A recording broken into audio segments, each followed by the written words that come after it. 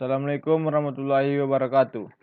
Perkenalkan, nama saya Rifki Ananda, NIM 230862252 dari Prodi Pendidikan Olahraga, Fakultas Ilmu Keolahragaan. Bila saya akan mempresentasikan PPT saya, penyelenggaraan dengan judul Penyelenggaraan Lembaga Pendidikan Unggul dan Berprestasi. Definisi lembaga pendidikan unggul. Definisi lembaga pendidikan unggul adalah institusi yang mencapai hasil akademis tinggi, inovasi dalam metode pengajaran, dan memiliki siswa-siswa yang berprestasi baik dalam bidang akademik maupun non-akademik. Pentingnya pendidikan unggul bagi masyarakat. Pendidikan unggul memiliki dampak positif yang besar, seperti meningkatkan kualitas sumber daya manusia, memperkuat ekonomi, dan menciptakan masyarakat yang lebih inovatif dan produktif. Karakteristik lembaga pendidikan unggul. Lembaga pendidikan harus memiliki visi dan misi yang jelas sebagai panduan strategis untuk seluruh aktivitas sekolah. Kurikulum harus terus diperbarui dan disesuaikan dengan kebutuhan zaman agar relevan dan mampu menghadapi tantangan masa depan. 1. Fasilitas. Fasilitas seperti ruang kelas, laboratorium, perpustakaan, dan teknologi harus mendukung proses pembelajaran yang efektif. Yang kedua, tenaga pengajar berkualitas. Guru yang berkompeten, berdedikasi, dan berkembang melalui pelatihan dan adalah kunci utama keunggulan pendidikan. Faktor penunjang keunggulan pendidikan: lingkungan belajar yang kondusif, suasana yang nyaman, dan mendukung proses belajar yang mengajar sangat penting untuk prestasi siswa. Dukungan teknologi. Penggunaan teknologi yang tepat dapat meningkatkan efisiensi dan efektivitas pembelajaran. Manajemen dan yang efisien. Pengelolaan yang baik dan terstruktur akan memastikan semua sumber daya digunakan secara optimal. Yang keempat, partisipasi aktif orang tua. Keterlibatan orang tua dalam pendidikan anak-anak mereka sangat membantu dalam mendukung prestasi akademis dan non-akademis. Peran teknologi dalam pendidikan. 1. Implementasi teknologi dalam pembelajaran. Teknologi telah menjadi bagian integral dalam pendidikan modern. Penggunaan perangkat dan aplikasi teknologi seperti Learning Management System atau LMS, perangkat lunak simulasi, dan alat evaluasi digital membantu dalam menciptakan lingkungan belajar yang interaktif dan dinamis.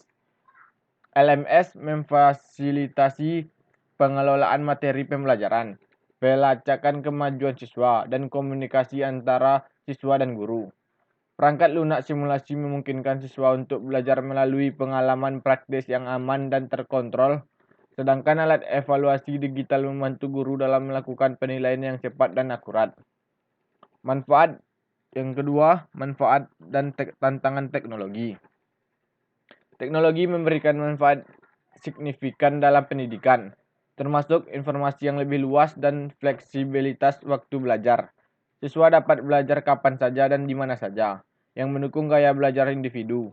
Namun, tantangan juga ada, seperti kebutuhan akan infrastruktur teknologi yang memadai, misalnya konektivitas internet yang stabil dan perangkat keras yang cukup. Pelatihan guru untuk memanfaatkan teknologi secara efektif dan potensi kesenjangan digital antara siswa yang memiliki akses terhadap teknologi dan mereka yang tidak. Inovasi dalam metode pembelajaran. Pembelajaran berbasis proyek (PBL). Pembelajaran berbasis proyek atau PBL adalah metode di mana siswa bekerja dalam proyek yang relevan untuk memahami konsep-konsep penting. PBL menggabungkan teori dengan praktik, memungkinkan siswa untuk belajar melalui pengalaman langsung. Metode ini membantu siswa mengembangkan keterampilan berpikir kritis, kolaboratif, dan problem solving. Proyek-proyek yang diberikan biasanya kompleks dan membutuhkan penelitian serta kerja tim yang mempersiapkan siswa untuk tantangan di dunia nyata. Flipped Classroom. Konsep flipped classroom membalikkan model pembelajaran tradisional. Dalam flipped classroom, siswa mempelajari materi di rumah melalui video atau bahan bacaan, dan waktu kelas digunakan untuk diskusi dan penerapan praktis. Pendekatan ini memungkinkan siswa untuk belajar dengan kecepatan mereka sendiri dan datang ke kelas dengan pertanyaan atau topik untuk dibahas lebih lanjut. Ini juga membantu meningkatkan keterlibatan dan interaksi siswa selama jam pelajaran, karena guru dapat memberikan perhatian lebih pada penerapan konsep dan bantuan individu. Pengembangan profesional guru. Program pelatihan guru. 1. Penjelasan. Program pelatihan berkelanjutan untuk guru sangat penting dalam menjaga kualitas pengajaran. Workshop, seminar, dan kursus online adalah beberapa bentuk pelatihan yang dapat meningkatkan kompetensi guru. Pelatihan ini mencakup berbagai topik, mulai dari metodologi, pengajaran yang inovatif, hingga penggunaan teknologi dalam kelas. Guru yang terus belajar dan berkembang mampu menerapkan strategi pengajaran yang lebih efektif dan sesuai dengan kebutuhan siswa. Yang kedua, mentorship dan kolaborasi. Penjelasan, program mentorship bagi guru baru sangat penting untuk membantu mereka beradaptasi dengan lingkungan di sekolah dan mengembangkan keterampilan profesional mereka. Kolaborasi antar guru juga penting, di mana guru dapat berbagi praktik terbaik dan pengalaman mereka. Ini dapat dilakukan melalui kelompok kerja, diskusi panel, atau program kolaboratif. Kolaborasi ini tidak hanya meningkatkan kualitas pengajaran, tapi juga menciptakan komunitas belajar yang suportif di antara guru. Pengelolaan dan kepemimpinan sekolah. Kepemimpinan yang efektif. Kepemimpinan yang efektif dalam sekolah adalah faktor kunci dalam mencapai dan mempertahankan keunggulan pendidikan. Kepala sekolah yang memiliki visi yang jelas dan kemampuan manajerial yang baik dapat memimpin sekolah menuju prestasi yang lebih tinggi. Kepemimpinan yang efektif melibatkan perencanaan strategis, pengelolaan sumber daya yang efisien, dan kemampuan untuk memotivasi dan menginspirasi staf dan siswa. Pengambilan keputusan partisipatif. Penjelasan, pengambilan keputusan partisipatif melibatkan berbagai pihak dalam proses pengambilan keputusan, termasuk guru, staf, orang tua, dan siswa. Pendekatan ini memastikan bahwa keputusan yang diambil mempertimbangkan berbagai perspektif dan kebutuhan. Hal ini juga meningkatkan transparansi dan akuntabilitas dalam pengelolaan sekolah, serta membantu menciptakan rasa memiliki di antara seluruh komunitas sekolah. Presentasi seminar proposal kerangka berpikir proposal. Observasi dan pengumpulan. Lorem ipsum dolorsit amet konstruktur adipting elit.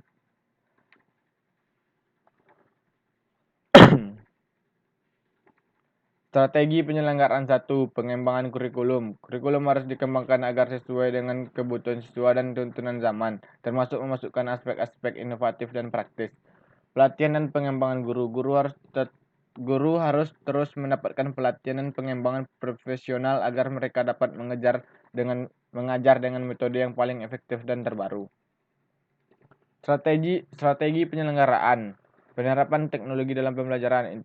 Integrasi teknologi dalam pembelajaran seperti penggunaan perangkat lunak pendidikan, e-learning, dan alat digital lainnya dapat meningkatkan kualitas pembelajaran. Evaluasi dan penilaian berbasis kompetensi. Penilaian yang tidak hanya berdasarkan pada hasil ujian tetapi juga pada keterampilan dan kompetensi yang relevan dan kehidupan nyata. Strategi penyelenggaraan. Kolaborasi dengan pihak eksternal, kerjasama dengan universitas, industri, dan komunitas lokal untuk memberikan siswa pengalaman dan wawasan yang lebih luas. Program ekstrakurikuler yang mendukung. Kegiatan ekstrakurikuler yang bervariasi dan berkualitas tinggi dapat membantu mengembangkan minat dan bakat mereka di luar akademik. Implementasi program. Program pengembangan profesional guru, pelatihan rutin, dan program pengembangan profesional untuk guru agar mereka terus meningkatkan keterampilan dan pengetahuan mereka. Integrasi teknologi dalam kelas. Memastikan bahwa teknologi digunakan secara efektif dalam kelas untuk mendukung pembelajaran yang interaktif dan menarik. Yang kedua, implementasi program bimbingan dan konseling. layanan bimbingan dan konseling yang membantu siswa dalam aspek akademik, sosial, dan emosional, pengelolaan sumber daya dan fasilitas, optimalisasi penggunaan fasilitas dan sumber daya untuk mendukung pembelajaran yang efektif dan efisien. Yang ketiga, implementasi program. Evaluasi dan feedback berkala, melakukan evaluasi rutin terhadap program dan memberikan umpan balik untuk terus meningkatkan kualitas pendidikan. Program kemitraan dengan industri, kolaborasi dengan dunia industri untuk memberikan siswa pengalaman praktis dan keterampilan yang relevan dengan pasar kerja. 1. Studi kasus. Contoh dalam pendidikan unggul di Indonesia. Profil sekolah atau institusi yang berhasil mencapai prestasi tinggi seperti sekolah yang mendapatkan penghargaan nasional atau internasional. Profil dan prestasi, gambaran umum tentang lembaga tersebut dan pencapaian yang telah diraih. 2. Studi kasus, menguraikan berbagai strategi yang telah diimplementasikan oleh lembaga tersebut untuk mencapai keunggulan. Ini bisa mencakup pendekatan pengajaran, pengembangan kurikulum, pelatihan guru, dan penggunaan teknologi. Contoh, jika sekolah menerapkan metode pembelajaran berbasis proyek, jelaskan bagaimana metode ini diterapkan dan dampaknya pada hasil belajar siswa. Strategi yang digunakan, taktik, dan pendekatan yang diimplementasikan oleh lembaga tersebut untuk mencapai keunggulan. 2. Hasil dan dampak pada siswa, pengaruh positif strategi tersebut pada prestasi siswa baik akademis maupun non-akademis. 3. Studi kasus. Kendala yang dihadapi, mengidentifikasi dan menjelaskan tantangan yang dihadapi oleh lembaga pendidikan tersebut dalam proses mencapai keunggulan. Tantangan ini bisa bersifat internal seperti keterbatasan sumber daya atau resistensi terhadap perubahan, atau eksternal seperti regulasi pemerintah atau kondisi ekonomi. Contoh, jika sekolah menghadapi masalah pendanaan, jelaskan bagaimana masalah ini mempengaruhi operasional dan kualitas pendidikan. Cara mengatasi kendala, menjelaskan solusi dan langkah-langkah yang telah diambil oleh lembaga tersebut untuk mengatasi tantangan yang dihadapi. Ini bisa mencapai inisiatif untuk mendapatkan pendanaan tambahan, program pelatih bagi guru untuk mengatasi resistensi terhadap perubahan, atau kolaborasi dengan pihak eksternal. Contoh, jika sekolah mengatasi masalah pendanaan dengan menggalang dana dari alumni dan komunitas, jelaskan prosesnya dan hasil yang dicapai. Tantangan dalam penyelenggaraan, kendala pendanaan. Banyak lembaga pendidikan menghadapi tantangan finansial seperti keterbatasan anggaran dari pemerintah atau donatur. Hal ini dapat menghambat pembaruan fasilitas, penyediaan teknologi modern, serta pelatihan dan pengembangan profesional guru dan staf. Perubahan kebijakan pendidikan dari pemerintah seperti perubahan kurikulum atau akreditasi atau kebijakan pendanaan dan dapat menyebabkan ketidakstabilan dan membutuhkan penyesuaian yang cepat oleh lembaga pendidikan. Yang kedua, tantangan dalam penyelenggaraan, adaptasi teknologi. Implementasi teknologi baru dalam proses pembelajaran seringkali menghadapi kendala, termasuk kurangnya infrastruktur yang memadai, resistensi dari guru dan siswa, serta kebutuhan akan pelatihan yang memadai untuk memanfaatkan teknologi secara efektif. Yang kedua, kesenjangan sosial dan ekonomi. Ketidaksetaraan akses pendidikan berkualitas antara siswa dari berbagai latar belakang sosial dan ekonomi dapat menjadi tantangan besar. Siswa dari keluarga kurang mampu mungkin menghadapi hambatan tambahan dalam mengakses fasilitas dan sumber daya pendidikan. Solusi mengatasi tantangan, diversifikasi sumber dana. Lembaga pendidikan dapat mencari sumber pendanaan alternatif seperti sponsor dari perusahaan, donasi dari alumni, serta program kemitraan dengan pihak swasta. Ini membantu mengurangi ketergantungan pada dana pemerintah. Kedua, pelatihan untuk guru dan staf. Menyelenggarakan program pelatihan rutin dan pengembangan profesional bagi guru dan staf untuk meningkatkan kompetensi mereka dan dalam menghadapi perubahan kurikulum, teknologi baru, dan metodologi pembelajaran. Solusi mengatasi tantangan kedua, penggunaan teknologi yang tepat guna.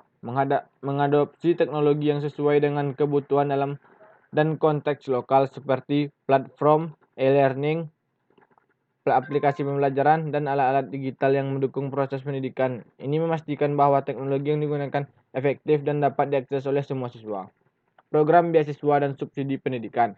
Menyediakan beasiswa dan subsidi bagi siswa dari keluarga kurang mampu untuk memastikan bahwa semua siswa memiliki akses yang sama terhadap pendidikan berkualitas, mengurangi kesenjangan sosial dan ekonomi.